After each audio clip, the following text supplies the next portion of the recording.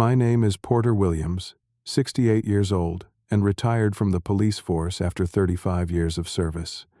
I never thought my own son would use my fishing gear box to hide something illegal. I saw Jackson slip that package inside when he thought I was talking to my neighbor. The look on his face told me everything. In that moment, I made a decision that would change both our lives forever. I wonder where you are watching from today. If you enjoy real family stories, please hit that like button and subscribe to join me for this painful journey. Life changes in ways you never expect. 5 years ago, I lost Marie, my wife of 40 years, to pancreatic cancer. The diagnosis came suddenly, and within 6 months, she was gone. The house we shared for decades became painfully quiet. My retirement from the police force a year later only amplified that silence. For 35 years, I wore the badge with pride in our small town of Lakeside, Michigan. I worked my way up from patrol officer to detective, handling everything from petty theft to homicide. That job taught me to read people, to sense when something wasn't right. I never imagined those skills would one day be used on my own son. Jackson is 31 now, my only child, smart as a whip with those blue eyes that matched his mother's. He was always the kind of kid who could charm his way out of trouble with a smile. Marie and I had him later in life, when we had nearly given up on having children. Maybe that's why we spoiled him more than we should have. Throughout his childhood, we were inseparable. Fishing trips every weekend, camping in the summer, building model planes in the garage during winter. I taught him to throw a baseball, to change the oil in a car, to bait a hook. He was my shadow, always asking questions about my police work, wearing my oversized uniform hat around the house. Things began to change when he hit his teenage years. Normal stuff at first, the kind of rebellion every parent expects. But by college, the distance between us had grown wider. He chose a business degree at State University, 3 hours away. His visits home became less frequent, his calls shorter. I chalked it up to him finding his independence. Marie always said I worried too much. After graduation, Jackson struggled to find stable employment despite his business degree. He bounced between sales jobs, marketing positions, even tried his hand at real estate for a while. Nothing seemed to stick. With each failure, he became more withdrawn, more defensive when Marie or I would offer help or suggestions. His mother's illness temporarily brought us closer. He moved back home to help during her final months, and I saw glimpses of the son I remembered. But after the funeral, that distance returned, wider than ever. Over the past year, Jackson had been dating a woman named Amanda. I only met her twice, both times briefly. Something about her made me uneasy, though I couldn't put my finger on exactly what. She was attractive enough, with dark hair and an intense way of looking at you when you spoke, but she never seemed to answer direct questions about her work or family. Jackson became protective whenever I asked about her, accusing me of being judgmental. Since Marie passed, I've maintained my weekly fishing tradition. Every Saturday morning, I drive out to Lake Mitchell with my gear, sit on the same dock we used to fish from as a family, and spend hours in quiet contemplation. Sometimes I catch something, sometimes not. The fishing is almost secondary to the ritual itself. It connects me to happier times, to Marie, to the son I used to know so well. I started noticing changes in Jackson about 3 months ago. He began calling more frequently, but the conversations felt forced. He would ask detailed questions about my schedule, when I would be home, when I went fishing. At first, I was just happy to hear from him more often. Then I noticed other changes. He seemed nervous, constantly checking his phone when we were together. He lost weight, his eyes often bloodshot from what he claimed was working late. The few times he visited, he would disappear outside to take calls, speaking in hushed tones that stopped the moment I approached. I tried everything to reconnect with him, invited him fishing, but he always had an excuse, suggested weekly dinners, but he would cancel last minute. I even offered financial help if he needed it, which he adamantly refused despite clearly struggling. My instincts, honed by decades of police work, told me something was wrong. But what could I do? He was an adult, and pushing too hard would only drive him further away. Last Sunday, I called to invite him over, suggesting we could organize my garage together. Marie always handled that sort of thing, and it had become a disaster area since her passing. To my surprise, Jackson agreed immediately. He even suggested he could help me prep my fishing gear for the season, knowing I planned a big trip the following weekend. We set the date for Wednesday. I spent Tuesday cleaning the house, preparing for his visit with the same nervous energy I once reserved for first dates. I wanted everything to be perfect, to remove any excuse for him to leave early. I even went to the grocery store and bought ingredients for Marie's special lasagna recipe, Jackson's favorite since childhood. As I prepared for his visit, I allowed myself to hope. Maybe he was finally coming around. Maybe he needed his father again. Maybe we could rebuild what we had lost. I should have known better. 35 years on the police force taught me one thing for certain. When something seems too good to be true, it usually is. Wednesday morning arrived with perfect spring weather, sunlight streaming through the kitchen windows as I prepared the lasagna. I followed Marie's recipe exactly, simmering the sauce for 3 hours just as she always did, layering everything in the old ceramic dish that had been a wedding gift. The familiar scent filled the house, and I could almost hear her humming in the kitchen as she used to do. This meal was more than food. It was a peace offering, a bridge across the growing gap between Jackson and me. At precisely 11:30, Jackson's car pulled into the driveway. He drove a 10-year-old Honda Civic that had seen better days, another sign of his financial struggles despite his insistence that everything was fine. Through the window, I watched him sit in the car for nearly 5 minutes, talking animatedly on his phone. His free hand gestured sharply, his face tense even from a distance. Finally, he pocketed the phone and approached the house, his expression instantly transforming into a casual smile that didn't quite reach his eyes. "Hey, Dad," he said as he entered, giving me a quick, stiff hug. He was thinner than his last visit, the collarbones visible above his t-shirt collar. Dark circles shadowed his eyes, and his right leg bounced nervously as he stood in the entryway. "Good to see you, son," I replied, trying to ignore the warning signals firing in my mind. "Smells like Mom's cooking in here." A genuine smile flickered across his face. "You made her lasagna? Man, I've missed that. Thought you could use a home-cooked meal. It'll be ready in about an hour. Want to get started on the garage while we wait?" Jackson nodded, but his attention had already drifted to his phone, which had buzzed with a new message. He turned slightly away from me to read it, his shoulders tensing. "Everything okay?" I asked. "Yeah, just work stuff," he said too quickly. "Let's tackle that garage." The garage had become my dumping ground for everything I couldn't bear to organize after Marie died.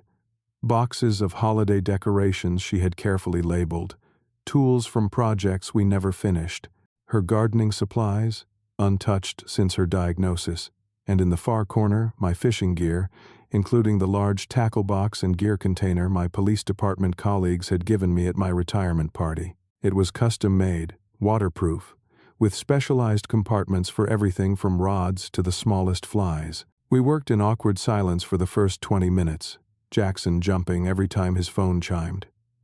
Our conversation was stilted, limited to "where does this go and hand me that box." I tried asking about his job, a customer service position he had started 3 months earlier. "It's fine," he said, not meeting my eyes. "Just temporary until something better comes along. Any prospects?" I pushed gently. "Maybe. There's a management position opening up at Amanda's brother's company. She thinks I have a good shot." His tone was defensive, challenging me to question him further. "That's great," I said, backing off. "What kind of company is it? Import-export?" "Listen, Dad, can we focus on this mess? I have plans later tonight." We reached my fishing gear around noon. Jackson seemed to grow more agitated as we sorted through the equipment, organizing lures, checking lines for fraying, inventorying the supplies for my upcoming trip.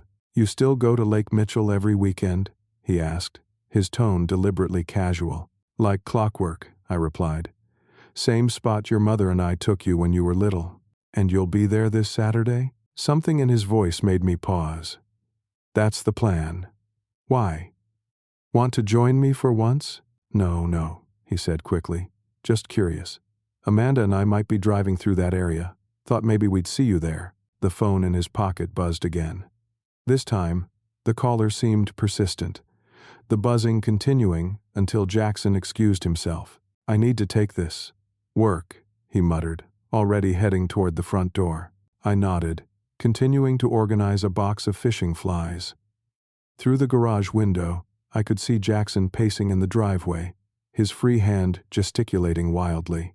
Twice he looked back toward the garage, his expression anxious. The call ended with him staring at the phone for several seconds, his face pale. Just then, my neighbor Frank called out from his yard, asking about borrowing my lawnmower. I walked to the fence to speak with him, our conversation lasting several minutes as he updated me on his wife's recent surgery. When I turned to head back to the garage, I noticed Jackson watching me from the driveway. He quickly dropped his gaze and re-entered the garage before me. I deliberately stopped in the kitchen to check on the lasagna, giving Jackson a few minutes alone. Something told me to move quietly when I returned to the garage.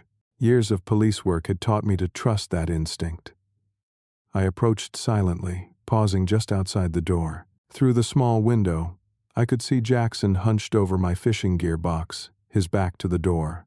His movements were furtive, hands shaking slightly as he lifted the top tray of tackle and slipped something wrapped in plastic into the hidden compartment beneath. He carefully repositioned everything, then stepped back, wiping sweat from his forehead despite the cool temperature in the garage. I backed away from the door, my heart pounding. After counting to 30, I made a point of walking loudly back to the garage, even calling out, "Lasagna's almost ready, Jackson." When I entered, he was organizing fishing line on the far wall, his face composed but slightly flushed. The gearbox sat closed, looking untouched. "Hey, Dad, I've got most of this organized. Want me to move these rod cases?" His voice was higher than normal, a tell I had seen in countless interrogation rooms over my career. My son was lying to me, hiding something in my own home. The realization hit like a physical blow. "That would be great," I managed to say normally. "Let's finish up and eat. I'm starving." Throughout lunch, Jackson barely touched the lasagna he had once loved. He checked his watch repeatedly, mentioning a meeting he needed to attend later. I pretended not to notice how his hands trembled slightly as he held his fork, how his eyes never quite met mine. "This was great, Dad, but I really should get going," he said, standing abruptly after only 15 minutes at the table. "Thanks for lunch. I'll try to come by again next week." I walked him to his car, noticing how he glanced toward the garage, a flash of worry crossing his features before he controlled it. "Drive safe, son," I said, hugging him briefly. His body was rigid under my touch. "Yeah, will do. See you soon." As his car disappeared down the street, I stood in the driveway for several long minutes. The father in me wanted to believe there was an innocent explanation. The cop in me knew better. Whatever Jackson had hidden in my fishing gear, it was trouble, and I needed to know exactly what kind. The moment Jackson's car turned the corner, I returned to the garage, moving with purpose toward the fishing gear box. My hands, which had diffused bombs in my early police career and steadily aimed weapons in countless tense situations, now trembled slightly as I lifted the lid. The organization inside was nearly perfect, everything in its proper place. But I had packed and unpacked this box hundreds of times over the years.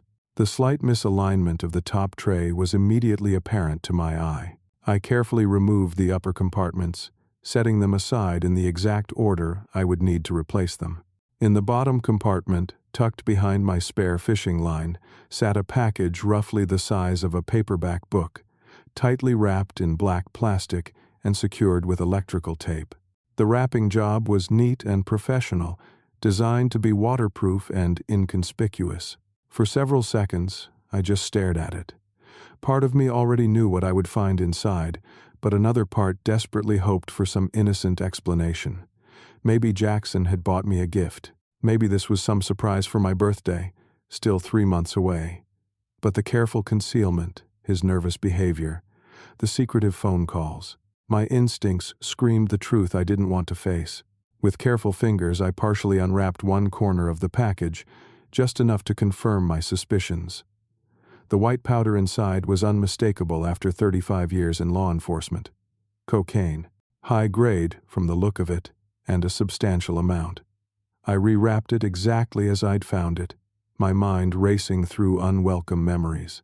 I'd seen too many lives destroyed by drugs during my career. Young people with promising futures reduced to shells of themselves, families torn apart, violence that left bodies in its wake. Each case had affected me, but I'd maintained professional distance. This was different. This was my son, my only child. Next to the drug package was something I hadn't immediately noticed. A cheap burner phone, the kind drug dealers and criminals use to avoid tracking. I didn't turn it on, knowing it might have location tracking that would alert others if activated. The presence of the phone suggested something even more troubling than personal drug use. Jackson was involved in distribution. I carefully replaced everything exactly as I had found it, making sure nothing appeared disturbed. Then I sat heavily on my workbench, head in my hands, trying to process what I'd discovered. The lasagna I'd eaten earlier churned in my stomach. How had it come to this? Where had I failed as a father?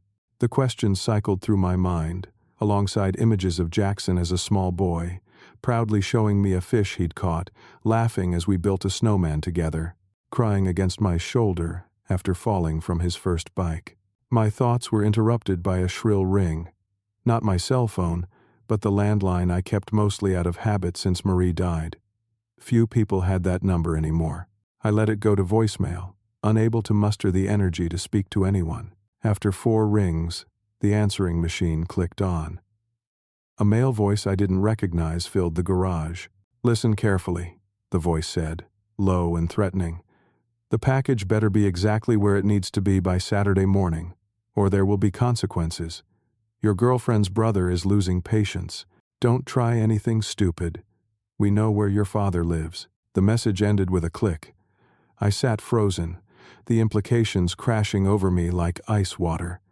Jackson wasn't just involved with drugs, he was in deep with dangerous people who now knew my address. People who were using him, perhaps threatening him, and he had decided to hide their product in my fishing gear. The gear I took to the lake every Saturday morning. I was meant to be an unwitting mule, transporting drugs to a pickup location without my knowledge. The realization struck me with sickening clarity. Jackson hadn't been asking about my fishing schedule out of interest in my life. He was confirming the transport timeline for whoever was receiving the package. My first instinct was to call him immediately, to confront him with what I'd found and heard. My finger hovered over his contact on my phone, but years of police work made me pause. If Jackson was being watched or his phone monitored, a sudden call from me after his visit could raise suspicions, and confronting him might push him to make an even more desperate decision.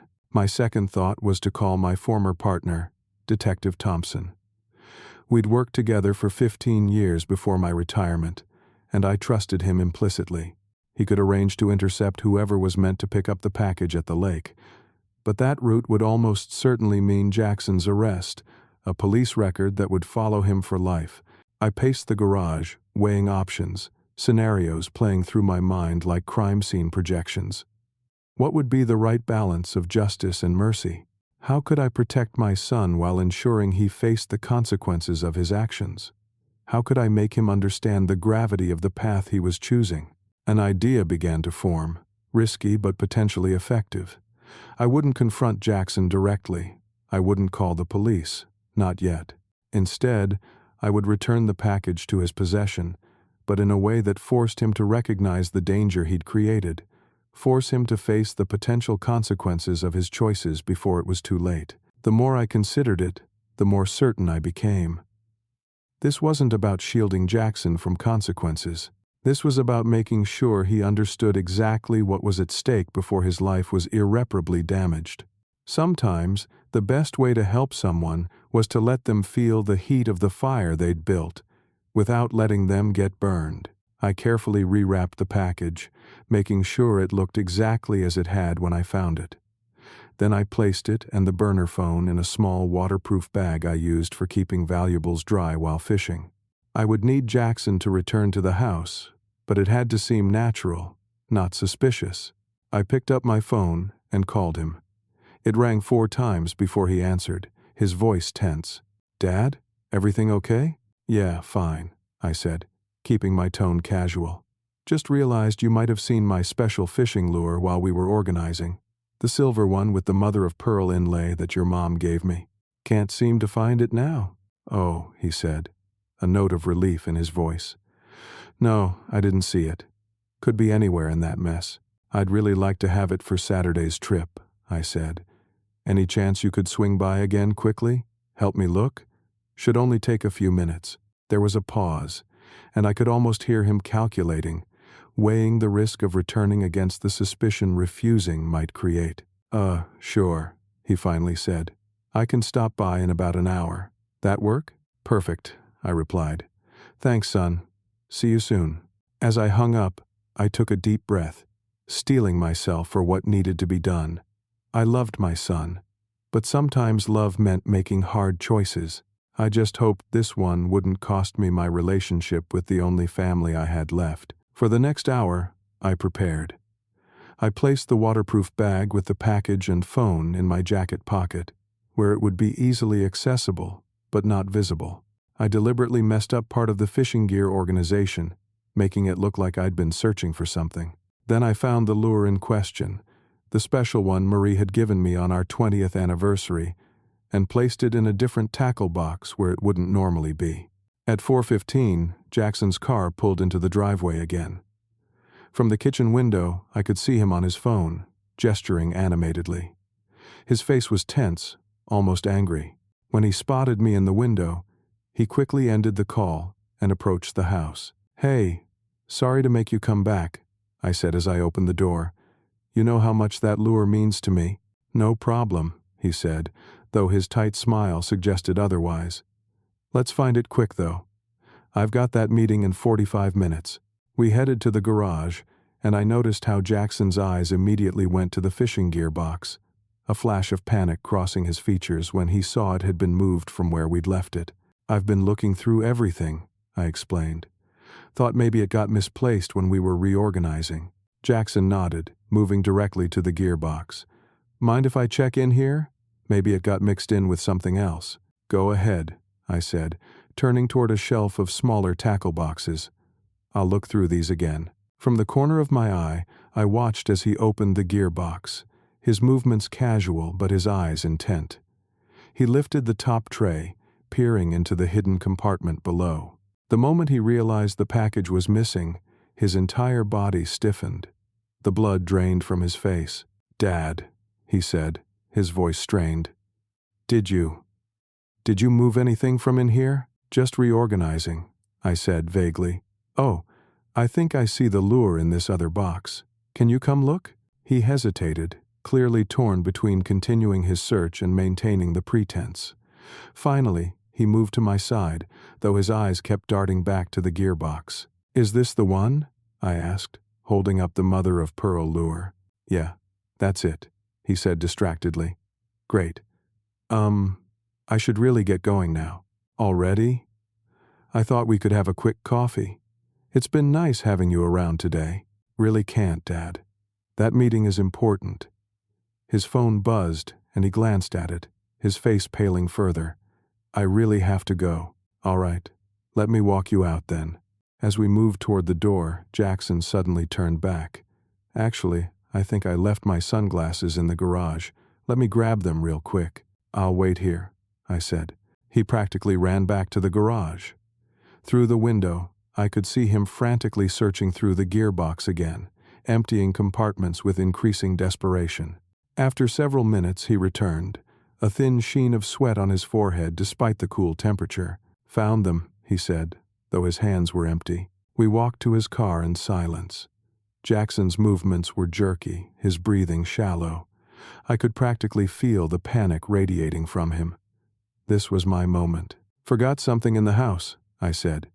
"Be right back." I walked inside, giving him just enough time to do what I expected. Through the living room window, I watched as he popped the trunk of his car and began searching frantically, presumably thinking the package might have somehow been moved there. When he closed the trunk and moved to the driver's side door, I stepped outside again, approaching from his blind spot.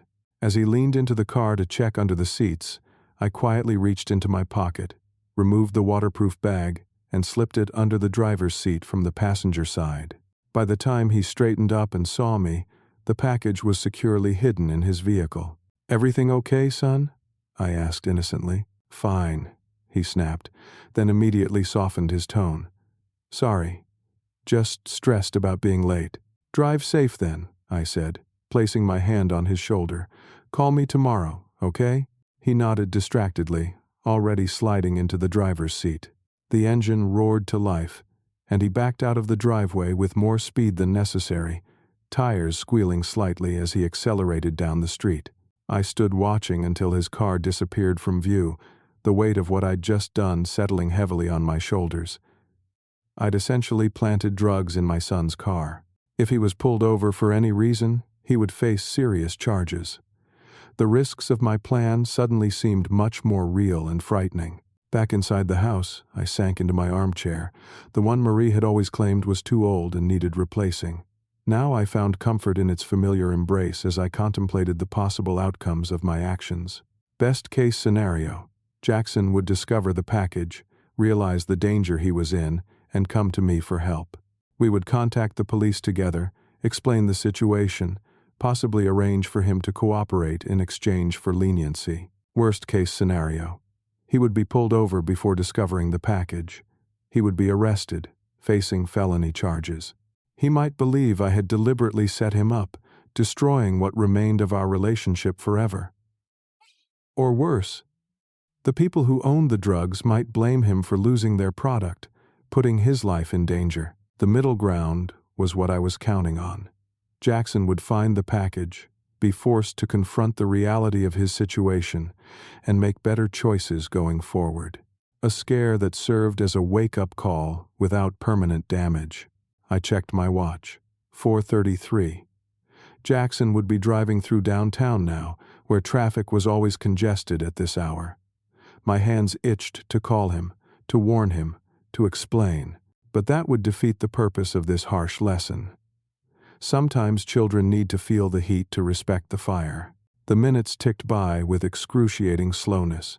4:45, 4:52, 5:08. With each passing moment, my anxiety grew. Had I made a terrible mistake? Had my attempt to teach my son a lesson put him in even greater danger? At 5:15, my phone rang. Unknown number. I let it ring 3 times, gathering my courage, before answering. "Hello?" Silence on the other end, then a click as the caller hung up. 5:22. The sound of sirens in the distance made me tense, though logically I knew emergency vehicles were common in our town. Still, I found myself moving to the window, peering down the street toward the sound. 5:30 exactly. My phone rang again. Jackson's number. My hand shook as I answered. "Dad." His voice was tight, controlled in a way that suggested he was barely holding himself together. "We need to talk." Before I could respond, I heard it. The unmistakable sound of multiple police sirens, growing louder by the second. And they were coming toward my house. The sirens grew louder until their wail filled the quiet neighborhood. Blue and red lights flashed across my living room walls as 2 police cruisers pulled up outside my house. My stomach dropped. This wasn't how it was supposed to go. Jackson should have found the package, been scared straight, and come to me for help. The police weren't meant to be involved so soon. The sound of car doors slamming was followed by footsteps on my front walk. A firm knock at the door. I took a deep breath, trying to compose myself before answering. When I opened the door, I came face to face with Officer James Thompson, my former colleague and partner of 15 years. "Jim," I said, genuinely surprised to see him specifically. "What's going on?" Thompson's expression was a professional mask, but I could see the discomfort in his eyes. We'd been through too much together for him to hide it completely. "Porter," he said formally, "I need you to come with me to the station, please." "The station? Why? What's happened?" Behind him, a younger officer I didn't recognize stood at alert, hand resting near his holster. The presence of 2 officers suggested they considered this situation potentially volatile. Your son Jackson was pulled over for speeding about 6 blocks from here, Thompson explained, his voice low. During the traffic stop, the K-9 unit alerted to something in his vehicle. We found approximately 200 grams of what appears to be cocaine under the driver's seat, along with an unregistered prepaid phone. I closed my eyes briefly, my worst fears confirmed. Is he okay? He's been taken to the station. He's claiming the drugs were planted in his vehicle. Thompson's gaze was searching, questioning. He specifically asked for you, said you would explain everything. The weight of what I'd done hit me fully in that moment. My plan had backfired spectacularly. Instead of a private wake-up call, Jackson was now in police custody, facing serious charges that could change the course of his life forever. I need to see him, I said firmly. That's why I'm here, Thompson replied. He's demanding to speak with you. And given your history with the department, Lieutenant Carson thought it best if I came personally. He paused, lowering his voice further. Porter, what's going on? This isn't like Jackson. It's complicated, Jim. I'll explain everything, but I need to see my son first. The ride to the police station was surreal. Sitting in the back of Thompson's cruiser, I watched familiar streets pass by, now seeing them from the perspective I'd put countless suspects in over my career. The irony wasn't lost on me. 35 years upholding the law, and now I was indirectly responsible for a crime. At the station, memories flooded back as we walked through doors I'd passed through thousands of times. The same scuffed linoleum floors, the same fluorescent lighting that made everyone look sickly, the same mixture of coffee and industrial cleaner in the air. But this time, I was here as a civilian, as a father, not as Detective Williams. They led me to interview room 2, where I'd conducted countless interrogations throughout my career. Jackson sat at the metal table, handcuffed, his face a mask of anger and betrayal. When he saw me, he stood abruptly, the chair scraping loudly against the floor. You, he shouted, pointing an accusatory finger. You did this. You planted those drugs in my car. Jackson, I said calmly, sit down. Let's talk about this. Talk? Now you want to talk? After you set me up? Your own son? Thompson glanced between us, confusion evident on his face. I'll give you 2 a minute, he said, stepping outside but undoubtedly watching through the one-way glass. Once the door closed, I sat across from Jackson, meeting his furious gaze directly. Yes, I said simply. I moved the package from my fishing gear to your car. His face contorted with rage and disbelief. Why would you do that? Do you have any idea how much trouble I'm in? They're saying it's enough for an intent to distribute charge. I know exactly how much trouble you're in, I replied evenly. The question is, do you? Because from where I'm sitting, you were already in trouble when you decided to hide drugs in my fishing gear. The gear I take to a public lake every Saturday where families and children gather. Jackson's anger faltered slightly, confusion crossing his features. How did you know? I saw you put it there. Did you really think I wouldn't notice something hidden in a box I've packed and unpacked hundreds of times? I leaned forward, keeping my voice low, and I heard the voicemail. Jackson, I know you're involved with Amanda's brother. I know they're threatening you. The fight seemed to drain out of him all at once. His shoulders slumped, and for a moment, I saw the vulnerable little boy he'd once been, looking to me to fix a broken toy or bandage a scraped knee. But I couldn't fix this with a hug or a Band-Aid. Dad, he whispered, you don't understand. These people, they're dangerous. When they found out I was your son, a cop's son, they thought it was perfect. They said no one would suspect you. I didn't have a choice. There's always a choice, I said firmly. You could have come to me. We could have handled this together. They threatened to hurt Amanda if I didn't cooperate. And then they started threatening you too. His voice broke. I was trying to protect you both. By making me an unwitting drug mule? By risking my freedom, my reputation, everything I worked for over 35 years? Tears welled in his eyes. I was going to get the package back before your fishing trip. I just needed somewhere safe to hide it for a few days where they couldn't find it if they came looking. I sighed heavily.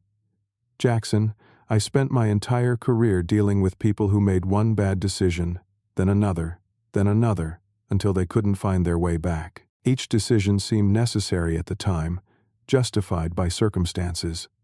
But that path only leads one way. So your solution was to get me arrested? The anger was returning to his voice. No. My solution was to put the package back in your possession so you'd have to confront what you were doing. I never expected you to get pulled over so quickly. I rubbed my temples, feeling the weight of my miscalculation. I thought you'd find it, panic, and come to me for help.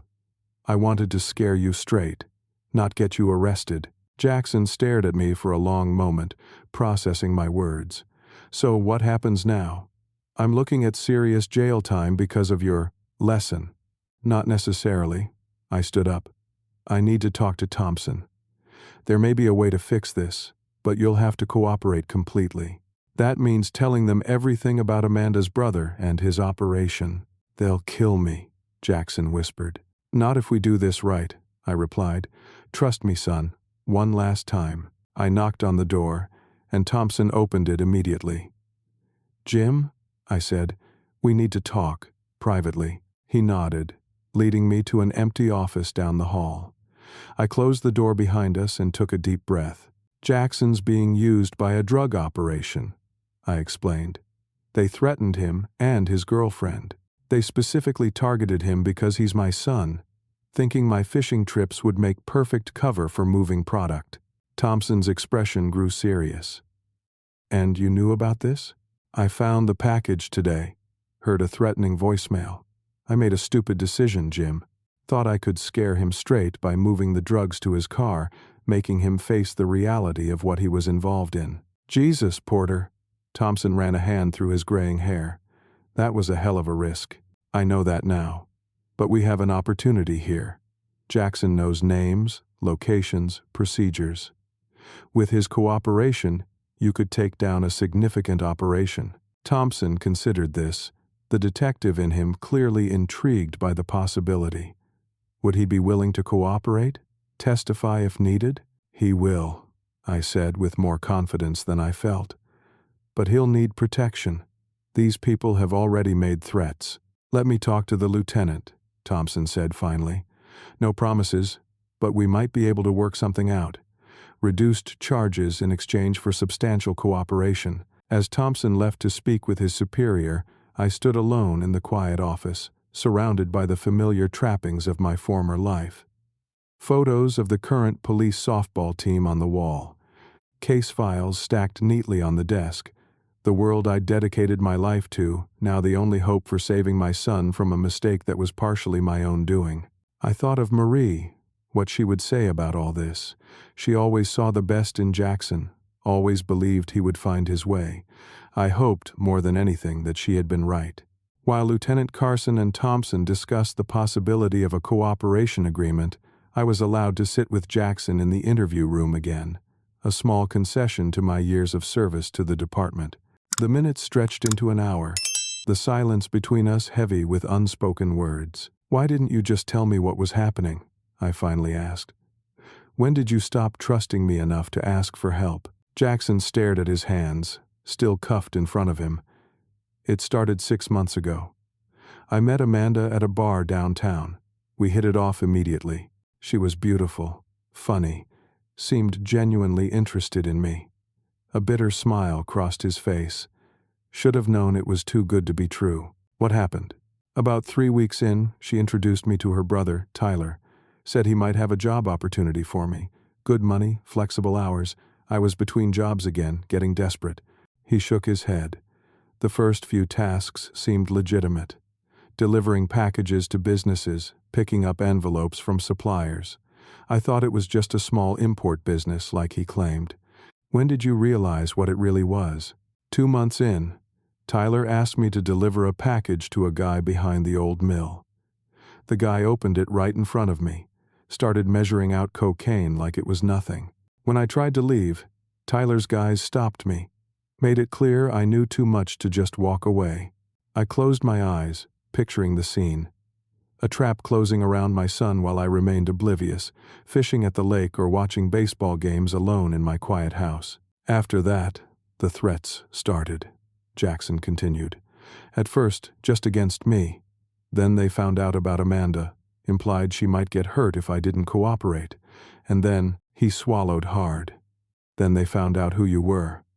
Tyler thought it was hilarious. The son of Detective Porter Williams, running drugs. He said it was perfect.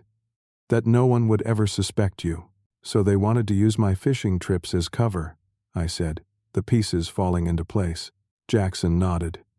The pickup point is near your usual spot at Lake Mitchell. Saturday mornings, a guy in a blue pickup pretends to be fishing. You would have been within 50 feet of a major drug handoff without knowing it. And Amanda? Is she part of this? I don't know anymore, he admitted, his voice breaking slightly.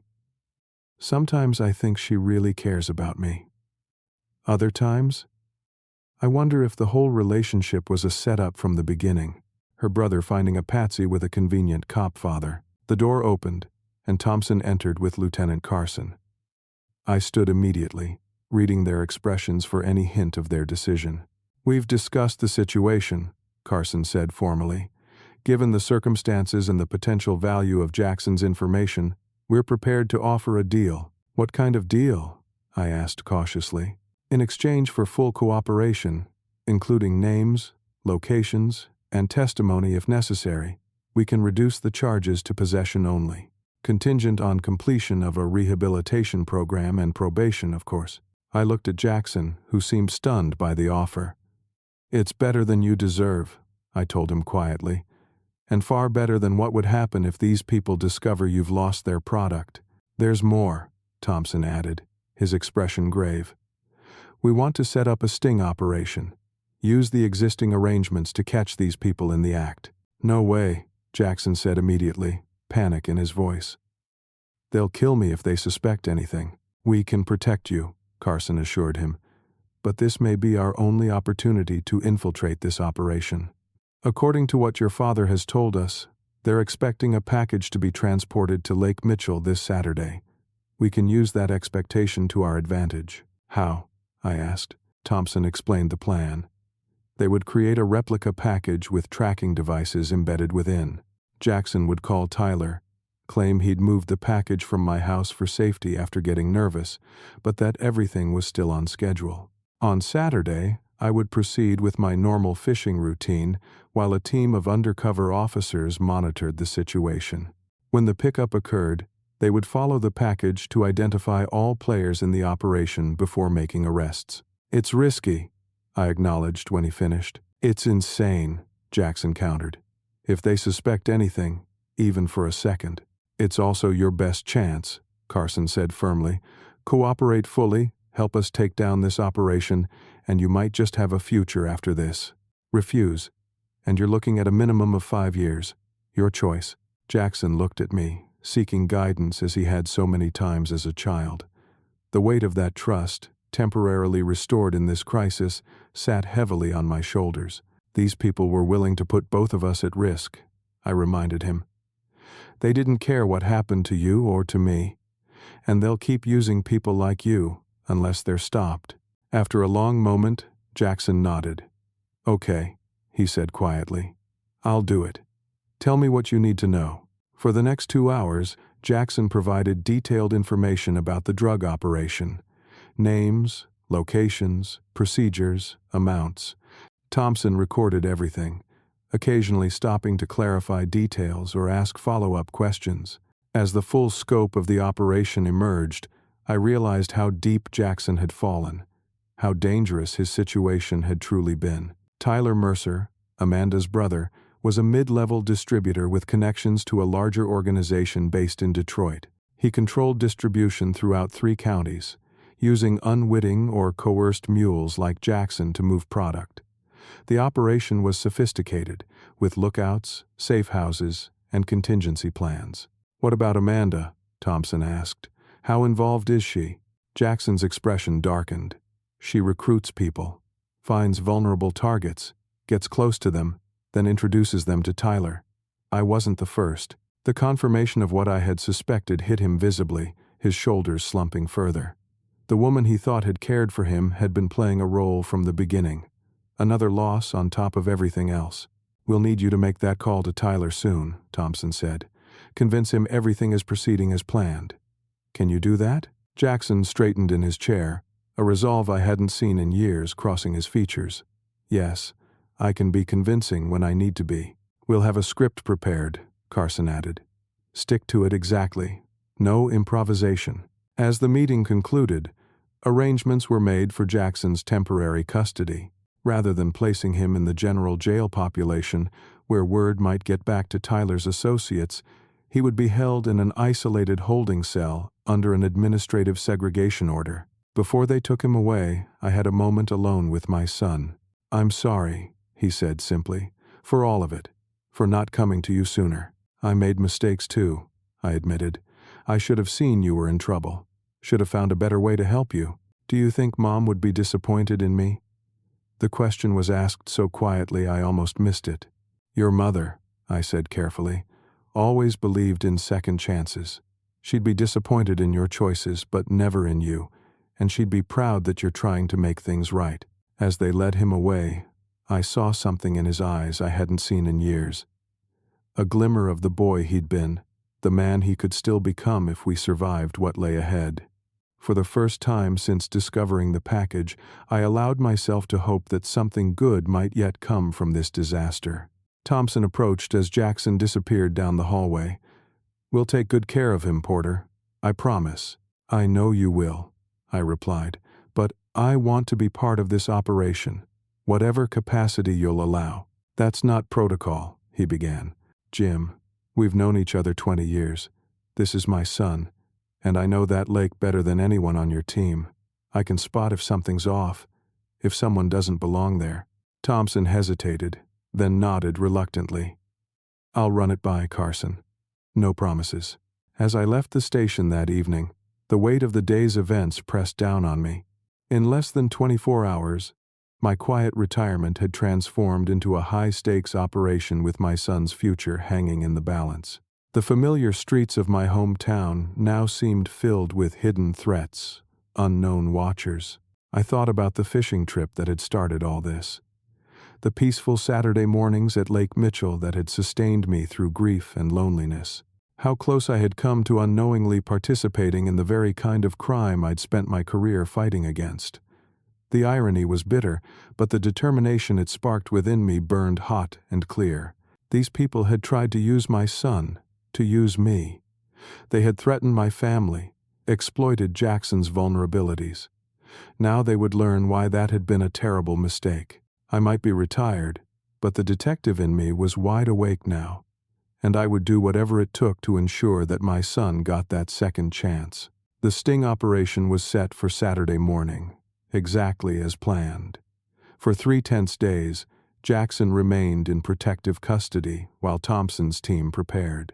I was eventually granted permission to participate as a civilian consultant, mainly because of my familiarity with the lake and its regular visitors. My role would be simple: maintain my normal fishing routine while wearing a concealed wire, reporting anything suspicious through predetermined code phrases. The morning of the operation dawned clear and cool, perfect fishing weather. I packed my gear as I always did, including the replica package that forensic technicians had prepared. It contained a powder with the same appearance as cocaine but was actually inert, along with 3 separate tracking devices embedded throughout. The weight and dimensions exactly matched what Jackson had described. As I drove to Lake Mitchell, I forced myself to maintain the same speed I always did, to stop at the same gas station for coffee, to give every appearance of a routine Saturday. 2 unmarked police vehicles followed at a distance, with Thompson in the lead car. Additional officers were already stationed around the lake, disguised as hikers, fishermen, and picnicking families. I arrived at my usual spot at 6:30, unloaded my gear, and began setting up exactly as I had hundreds of times before. The familiar motions were soothing despite the circumstances, a small island of normalcy in a sea of uncertainty. I baited my hook, cast my line, and settled in to wait, the fishing gear box containing the replica package positioned prominently beside me. At 7:15, a blue pickup truck pulled into the parking area approximately 50 yards from my position. A man in his 30s, wearing a fishing vest and cap, emerged, and began setting up gear nearby. He matched the description Jackson had provided of the regular pickup person, known only as Pete. "The water's clear this morning," I said into my concealed microphone, the predetermined phrase indicating the contact had arrived. For the next 45 minutes, we fished in silence, two apparently unconnected individuals enjoying a peaceful morning at the lake. Occasionally, Pete would glance in my direction, his gaze lingering on the fishing gear box. I pretended not to notice, focusing on my line, adjusting my position slightly to ensure the box remained visible. At precisely 8:05, Pete's phone rang. He answered, spoke briefly, then began packing up his gear.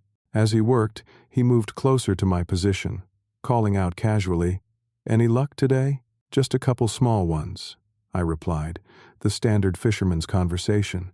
"Mind if I check your spot before you leave? Seems like you've got the good location." This was it, the approach exactly as Jackson had described. The pickup was designed to look like a chance encounter between strangers. "Help yourself," I said, standing and moving toward the water's edge as if to give him space to examine the area. "I'm about to take a quick break anyway." I walked a short distance away, appearing to stretch my legs while maintaining visual contact. Pete quickly knelt beside my gear, and with practiced efficiency, opened the box and removed the hidden package, transferring it to his own tackle box. The entire exchange took less than 15 seconds. "Fish are jumping by the south dock," I said into the microphone, signaling that the package had been taken. Pete nodded a thanks in my direction, then headed back to his truck, tackle box in hand. I continued fishing as he drove away, followed at a discreet distance by Thompson's team. Their plan was to track the package through multiple handoffs, identifying as many members of the operation as possible before making arrests. For 6 anxious hours, I remained by the lake, maintaining my cover while receiving periodic updates through a nearly invisible earpiece. The package changed hands 4 times, eventually arriving at a warehouse on the outskirts of town. When the final player, Tyler Mercer himself, arrived to inspect the shipment, Thompson gave the order. Police units moved in from all directions, catching the entire operation in the act of processing and packaging drugs for distribution.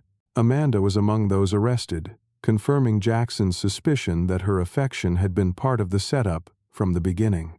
In total, 14 arrests were made, with enough evidence recovered to ensure lengthy sentences for all involved. The operation had been even larger than Jackson had known, with connections to suppliers in Chicago and distributors throughout the Midwest. Jackson kept his end of the bargain, providing testimony that proved crucial in the subsequent trials. In exchange, as promised, he received reduced charges, sentenced to 18 months of supervised probation and mandatory completion of a drug treatment program, despite having no personal addiction issues. The judge recognized his cooperation and the coercive circumstances of his involvement, showing leniency that many in his position wouldn't have received. The months that followed were difficult but healing. Jackson moved back into my house temporarily while getting his life back on track. Our conversations, once strained and superficial, gradually became more honest and substantial. We talked about Marie, about his childhood, about the path that had led him to such dangerous choices. And slowly, painfully, we rebuilt the trust that had been broken. "I keep thinking about how close I came to ruining everything," Jackson said one evening as we sat on the back porch. 6 months had passed since the arrests, and he had recently started a legitimate job at an accounting firm, putting his business degree to proper use for the first time. One traffic stop away from years in prison. Or worse, I added quietly. These weren't people who forgave mistakes. He nodded, staring into the distance. "I still don't understand why you did it, Dad, moving that package to my car. You could have just confronted me, called the police right away." I considered my answer carefully. It was a question I'd asked myself many times over the past months. "I spent 35 years watching people face consequences for their actions," I finally said. "Some learned from them, changed their lives. Others just grew more bitter, more committed to the path they were on. The difference wasn't in the punishment itself, but in how they confronted what they'd done. I wanted you to face your choices directly, not have them hidden away in my fishing box where you could pretend they weren't real. It was a hell of a risk, he said, echoing Thompson's words from that day at the station. Being a parent means taking risks, I replied. Sometimes loving someone means letting them feel enough pain to grow from it, but not so much that it destroys them. I didn't get the balance quite right, but the intention was there. A year to the day after the arrests, Jackson and I returned to Lake Mitchell together. It was his suggestion, a symbolic reclaiming of a place that had nearly been the site of both our downfalls. We brought 2 fishing rods, a small cooler of sandwiches, and the restored gearbox, now holding nothing more dangerous than hooks and lures. As the sun rose over the water, casting golden light across the rippling surface, I watched my son cast his line with the technique I had taught him decades ago. His face, once haunted by fear and deception, now showed a peace I hadn't seen in years. There was a new maturity in his eyes, a hard-earned wisdom that reminded me of his mother. "I saw Thompson yesterday," Jackson said as he reeled in slowly. "He mentioned they're still making arrests connected to Tyler's suppliers in Detroit. Said our case helped break open 3 more operations across the state." "Good," I said simply. "That's good." We fell into comfortable silence, the rhythmic casting and reeling creating a meditative space between us. After some time, Jackson spoke again, his voice thoughtful. "You know what I've been thinking about lately?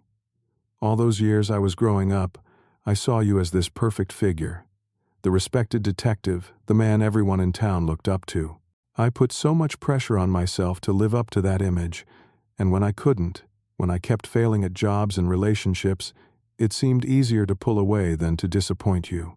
I never needed you to be perfect," I said softly. "Just honest." "I understand that now," he replied. "Sometimes it takes nearly losing everything to figure out what matters." As we packed up our gear that afternoon, I realized something important had shifted between us. The crisis that had nearly destroyed our relationship had ultimately transformed it into something stronger, more authentic than before. Not perfect, not without its scars, but real in a way it hadn't been for years. Life rarely gives us neat endings or perfect resolutions. The choices we make, the secrets we keep, the trust we break and rebuild, all become part of the complex tapestry of family relationships. Sometimes, the most loving thing we can do is let those we care about face the consequences of their actions while standing ready to help them find their way back. I wonder now, as I reflect on this journey, how many of you have faced similar crossroads in your relationships with your children or parents? Have you ever had to choose between protecting someone and helping them grow through difficult lessons? What would you have done in my position? If this story resonated with you, please share your thoughts in the comments below. And if you found value in our experience, consider subscribing to hear more stories of family, redemption, and the complicated path of parenting adult children. Life gives us second chances if we're brave enough to take them. Thank you for listening to our story.